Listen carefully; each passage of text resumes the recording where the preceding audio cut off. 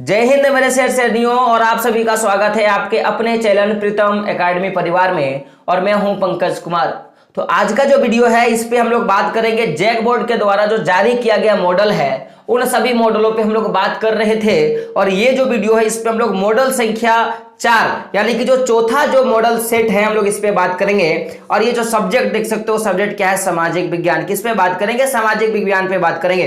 तो total 40 question है, तो मैं 40 का 40 जो क्वेश्चन का मैं हूं आंसर आपको देने वाला हूं। तो जो लोग चैनल पे नए हैं क्या करना है, सबसे पहले हमारे चैनल प्रीतम एकेडमी को सब्सक्राइब कर लेनी है और जो बेल का आइकन आता है उसको भी क्या करना है, प्रेस कर देना है। चलिए हम लोग पहले नंबर क्वेश्चन पे बात करते हैं। और पहला नंबर का क्वेश्चन क्या है कि ऐसी सरकार या शासन व्यवस्था, क्वेश्चन को ध्यान से सुनिएगा मेरे रसगुल्लो, कि ऐसी सरकार या शासन व्यवस्था जिसकी सत्ता पर किसी प्रकार का कोई अंकुश नहीं होता है, तो ऐसे शासन व्यवस्था को क्या कहा जाता है। अब ऑप्शंस देख सकते हो। ऑप्शन क्या है? ऑप्शन क में है निरंकुशवाद, ऑप्शन ख में क्या है उदारवाद, ऑप्शन ग में क्या है राष्ट्रवाद, और ऑप्शन घ में क्या है रूढ़िवादी। तो अगर मैं इसके सही आंसर का बात करूं तो क्या हो जाएगा? ऑप्शन नंबर क यानी कि निरंकुशवाद। तो कभी क्वेश्चन आएगा ऐसी सरकार या शासन व्यवस्था जिसकी सत्ता पर किसी प्रकार का कोई अंकुश नहीं होता, तो ऐसे शासन व्यवस्था को क्या कहा जाता है? निरंकुशवाद शासन व्यवस्था कहा जाता है। चलिए हम लोग अगले क्वेश्चन की ओर जाते हैं। और हमारा जो दूसरा नंबर का क्वेश्चन है आप देख सकते हो आपके स्क्रीन पर है। और वो क्वेश्चन क्या है कि मतदान के अधिकार को कहा जाता है। क्वेश्चन क्या है? मतदान के अधिकार को कहा जाता है। और आप ऑप्शंस देख सकते हो। ऑप्शन क क्या है? मूल अधिकार, ऑप्शन ख क्या है? मताधिकार, ऑप्शन ग क्या है? संवैधानिक अधिकार, और ऑप्शन घ क्या है? राष्ट्रीय अधिकार।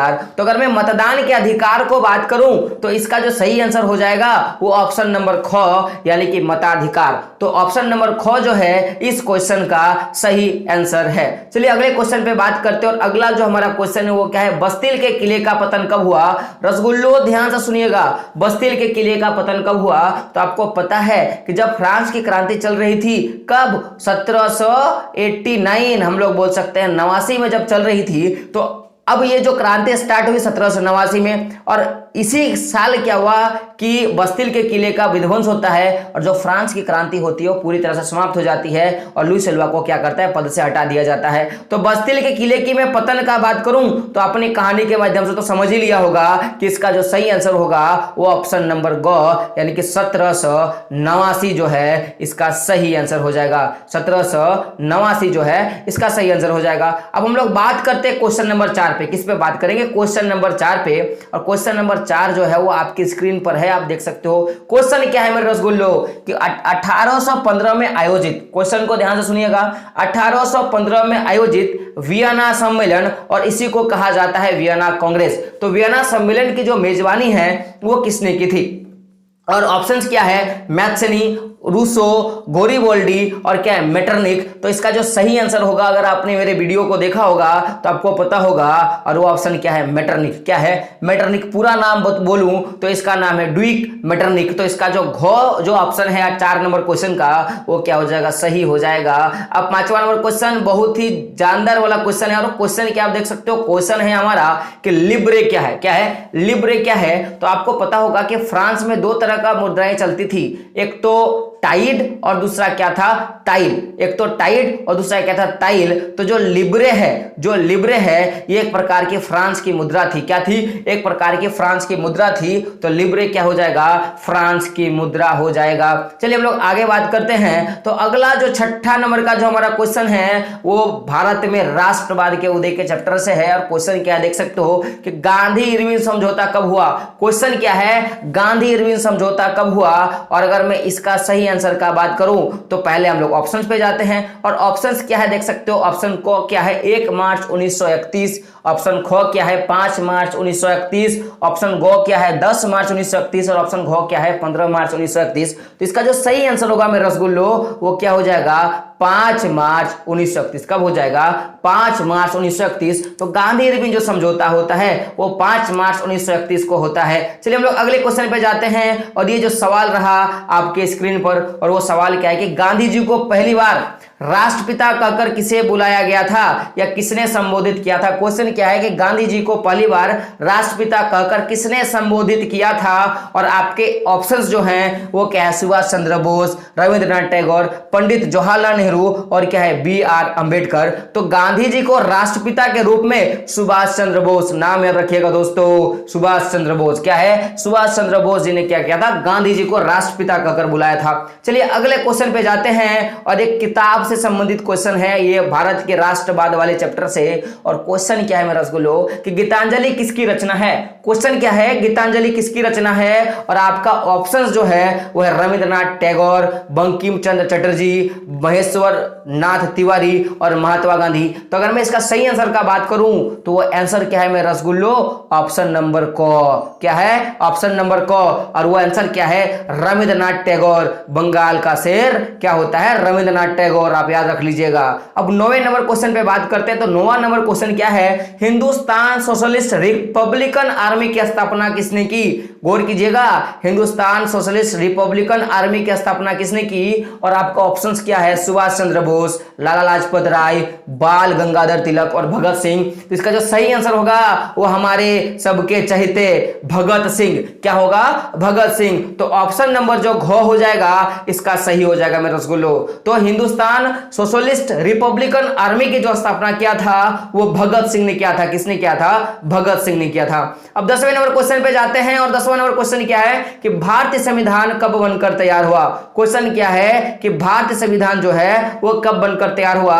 तो सारे बच्चे मुझे पता है वो ऑप्शन मारेंगे 26 जनवरी 1950। तो बाबू ये आपको नहीं मारना है, ये गलत आंसर है। तो अगर मैं सही आंसर का बात करूं तो आपको पता है कि जो भारतीय संविधान जो है वो 26 नवंबर 1949, याद रखिएगा, 26 नवंबर 1949 को बनकर तैयार हुआ था, और 26 जनवरी 1950 में क्या किया गया था, लागू किया गया था।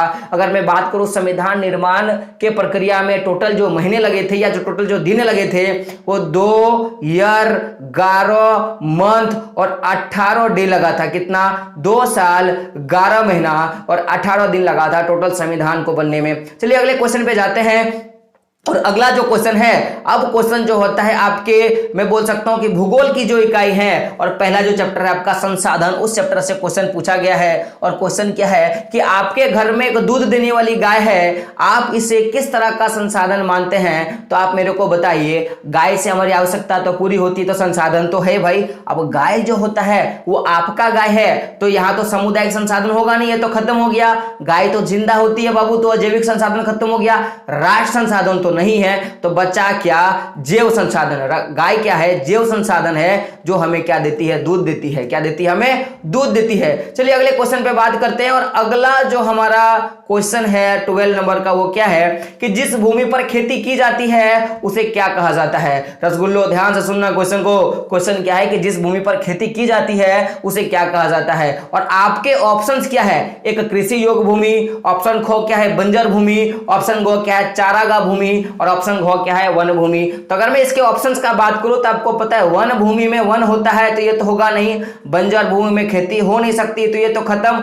चारागाह भूमि गाय बकरियों को चराने के लिए होता है, तो ऑप्शन को जो बच्चा मेरे रसगुल्लो वो क्या है, कृषि योग्य भूमि, इसका सही आंसर हो जाएगा। तो जिस भूमि पर खेती की जाती है उसे क्या कहा जाता है, कृषि योग्य भूमि कहा जाता है। चलिए अगले क्वेश्चन पे बात करते हैं। अगला क्वेश्चन हमारा है वो है हमारे संसाधन चैप्टर से, जब आप लोगों ने मिट्टी के टॉपिक को पढ़ा होगा उसमें उसके बारे में है। और क्वेश्चन क्या है कि बांगर और खादर किस प्रकार की मिट्टी में पाया जाता है। बांगर और खादर किस प्रकार की मिट्टी में पाया जाता है, और आपके ऑप्शंस क्या है, लाल पीली मिट्टी, ऑप्शन ख क्या है, काली मिट्टी, ऑप्शन गो क्या है, जलोढ़ मिट्टी, और ऑप्शन घ क्या है, पर्वतीय मिट्टी। तो इसका जो सही जो आंसर होगा वो क्या हो जाएगा, ऑप्शन नंबर ग क्या हो जाएगा, जलोढ़ मिट्टी। क्या हो जाएगा, जलोढ़ मिट्टी हो जाएगा। चलिए 14वें नंबर क्वेश्चन पे बात करते हैं, और 14वें नंबर का क्वेश्चन हमारा क्या है कि संयुक्त वन प्रबंधन, क्वेश्चन को ध्यान से सुनिएगा, संयुक्त वन प्रबंधन 1988 में औपचारिक शुरुआत किस राज्य ने किया था। और मैंने जब वन संरक्षण का चैप्टर मैंने पढ़ाया था मेरे रसगुल्लो,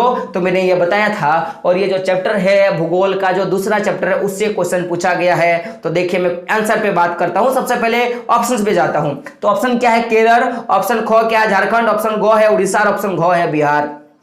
तो अगर मैं इसके सही आंसर का बात करूं तो जानी इसका सही आंसर क्या है, ऑप्शन नंबर ग, क्या है, ओडिशा। तो इसका जो सही आंसर है वो क्या हो जाएगा, ओडिशा। यानी कि वन प्रबंधन की जो शुरुआत है 1928 में वो ओडिशा से की गई है, ओडिशा राज्य से की गई है। चलिए अगले क्वेश्चन पे बात करते हैं। तो 15वां नंबर का जो हमारा क्वेश्चन है वो क्वेश्चन क्या है कि वन विभाग के अनुसार, क्वेश्चन क्या है गौर कीजिएगा, कि वन विभाग के अनुसार कुल वन का क्या है, कुल वन का, ये क्वेश्चन याद रखिएगा, 1/3 जो वन है वो किस क्षेत्र में पाया जाता है। और आप ऑप्शंस देख सकते हो, रसगुल्लो ऑप्शन क्या है, अवर्गीकृत वन, ऑप्शन ख क्या है, रक्षित वन, ऑप्शन ग क्या है, आरक्षित वन, और ऑप्शन घ क्या है, अन्य वन। तो इसका जो सही आंसर होगा वो होगा ऑप्शन नंबर ख। जी हाँ दोस्तों, सही सुना आपने, क्या होगा, ऑप्शन नंबर घ, यानी कि रक्षित वन जो होगा इसका सही आंसर होगा। चलिए हम लोग आगे बढ़ते हैं और हमारा जो अगला जो क्वेश्चन है, हमारा जो अगला क्वेश्चन है वो वेरी वेरी इंपॉर्टेंट क्वेश्चन है। और मैंने बताया था इसी चैप्टर में आप लोगों को कि क्वेश्चन क्या है कि भारत में, भारत के 5% धनी लोग कितने प्रतिशत गरीब लोगों के बराबर संसाधनों का उपयोग करते हैं। और आप ऑप्शंस देख सकते हो, 25%, 50%, 5% और 75%। तो जो बच्चे नहीं पढ़े हैं वो आंसर नहीं दे पाएंगे, लेकिन जो प्रीतम एकेडमी से पढ़ा होगा वो आंसर जरूर दे देगा। और वो आंसर क्या है, 25%, यानी कि ऑप्शन नंबर क जो होगा वो सही हो जाएगा मेरे रसगुल्लो। चलिए मेरे रसगुल्लो आगे बढ़ते हैं, 17वें नंबर की क्वेश्चन को देखते हैं। 17वां नंबर हमारा क्वेश्चन क्या है कि पश्चिमी राजस्थान में, क्वेश्चन को ध्यान से सुनिएगा, कि पश्चिमी राजस्थान में जल संग्रह की रीति किस कारण से कम हुई है। तो याद रखिएगा कि राजस्थान के क्षेत्रों में हम लोग देखते हैं वर्षा जल संग्रह करने के लिए छतों का प्रयोग किया जाता है। उसके बाद हम लोग देखते हैं कि उसके लिए टाका बनाया जाता है। तो ये जो सारी चीजें हैं वो धीरे धीरे खत्म हो रही है। तो किन कारणों से खत्म हो रही है, तो इसके ऑप्शंस देख सकते हो। ऑप्शंस क्या है, वर्षा नियमित होना, तो वर्षा तो उधर नियमित हो ही नहीं सकता, ये सबसे बड़ा प्रॉब्लम है, पहला बात। तो ये तो ऑप्शन गलत हो गया। ऑप्शन खो क्या है, इंदिरा गांधी नहर से 12 माही जल सुविधा। तो ये तो सही है कि इंदिरा गांधी जो नहर वो राजस्थान राज्य में चला गया है, तो ये तो सही आंसर होगा। लेकिन बाकी आंसरों को भी देखना है। तो भूमिगत जल के स्तर में कमी, तो इससे किसी भी प्रकार का जल संग्रह का कोनो उपाय नहीं दिखता है। ऑप्शन ख तो होगा ही नहीं। तो बचा ऑप्शन नंबर ख, इंदिरा गांधी नहर से 12 मासी जो जल सुविधा होता है वो इसके कारण ही क्या हुआ है कि पश्चिमी राजस्थान में जल संग्रह की जो रीति हुई है वो कम हुई है। तो दोस्तों चलते हैं अगले नंबर क्वेश्चन पे। और हमारा अगला नंबर का क्वेश्चन क्या है कि सिंचाई ने केवल, क्वेश्चन को गौर से सुनिएगा, कि सिंचाई ने केवल क्षेत्रों में निम्नलिखित में किसे परिवर्तित किया है। तो सिंचाई के आ जाने से किस क्षेत्र में परिवर्तन आपको देखने को मिला है।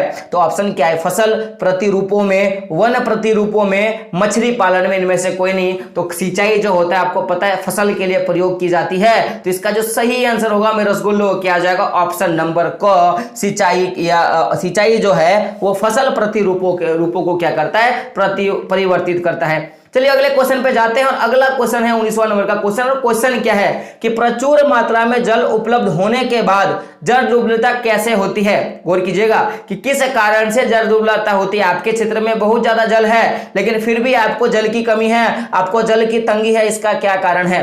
तो समझिएगा, अगर हम लोग बात करें जल की कमी का, तो पहला ऑप्शन क्या है, औद्योगिक कचरों और रसायनों से जल की गुणवत्ता में कमी हुई है। तो गौर कीजिएगा, जल की गुणवत्ता में कमी हुई है लेकिन जल तो मौजूद है। आप बोलोगे हाँ सर, जल की मात्रा में वृद्धि होना ऑप्शन नंबर गो है। और हमें यहाँ पे कमी का बात किया है तो इसमें वृद्धि से तो कोई मतलब नहीं है, इनमें से तो कोई नहीं होगा नहीं। तो बचा ये जो ऑप्शन नंबर ख, और वो क्या है, अत्यधिक उपयोग से जल की मात्रा में कमी। तो जी हाँ दोस्तों, जितनी जनसंख्या नहीं होती है उससे ज्यादा हम लोग जल जो होते हैं बेकार कर देते हैं। तो सारे बच्चों को मैं बोलूंगा कि दोस्तों आपको क्या करना है, पानी को बचाना है और क्या बताना है, जल को बचाना है, क्योंकि जल ही क्या होता है, जीवन होता है। तो 19 नंबर का जो सही आंसर हो जाएगा वो हो जाएगा ऑप्शन ख, कि अत्यधिक प्रयोग से जल की मात्रा में क्या हुई है रसगुल्लो, कमी आई है। चलिए हम लोग 20वें नंबर क्वेश्चन की ओर जाते हैं। और 20वां नंबर क्वेश्चन क्या है कि नदियों पर बांध बनाने से क्या नहीं होता।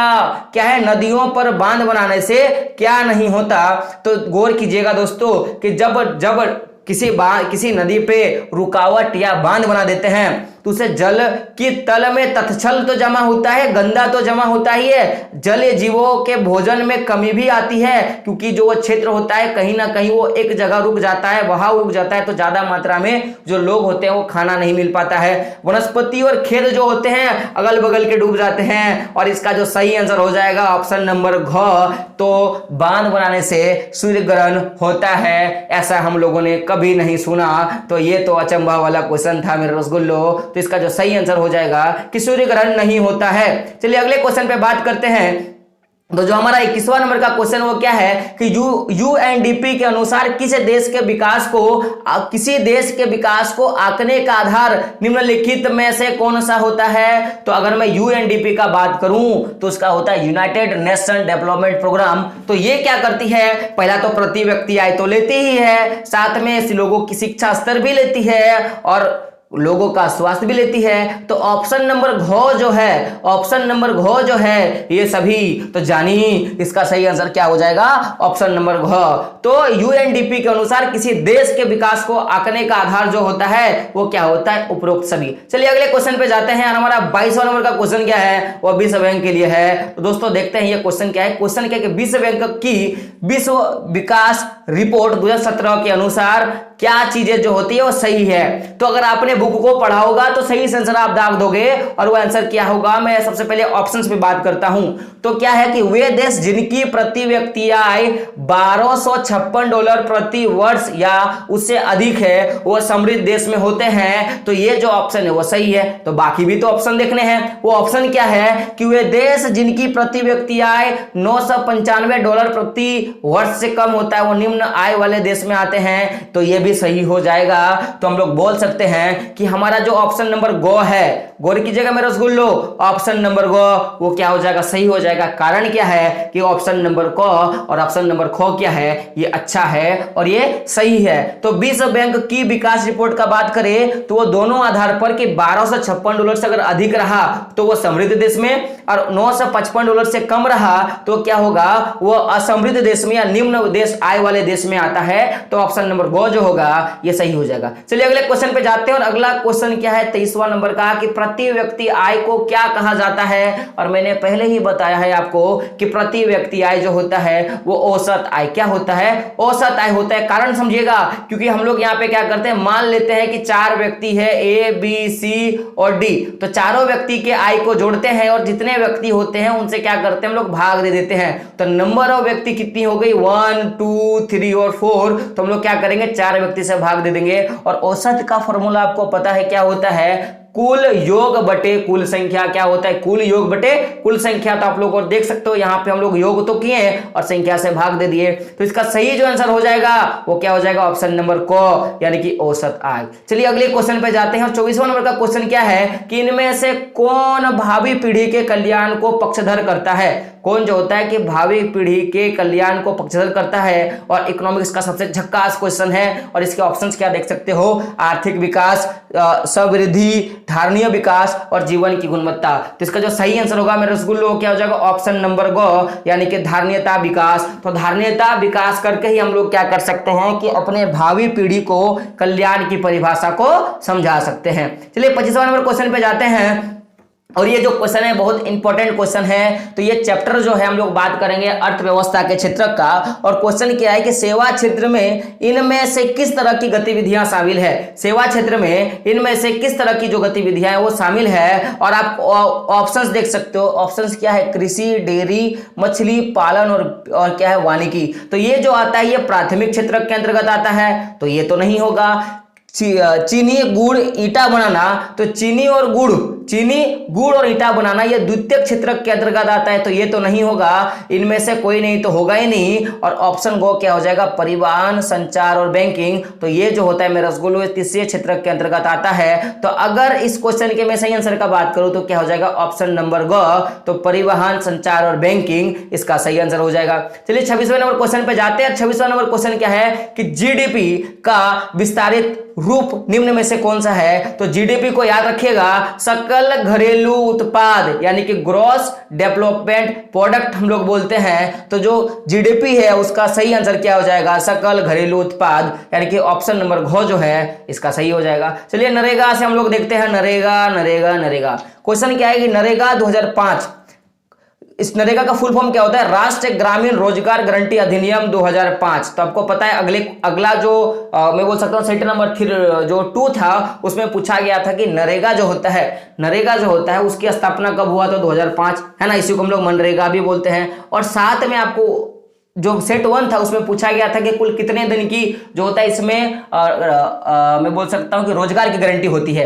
तो 100 दिन का हम लोगों ने पढ़ा था, बस यहाँ पे क्वेश्चन जो है घुमा दिया।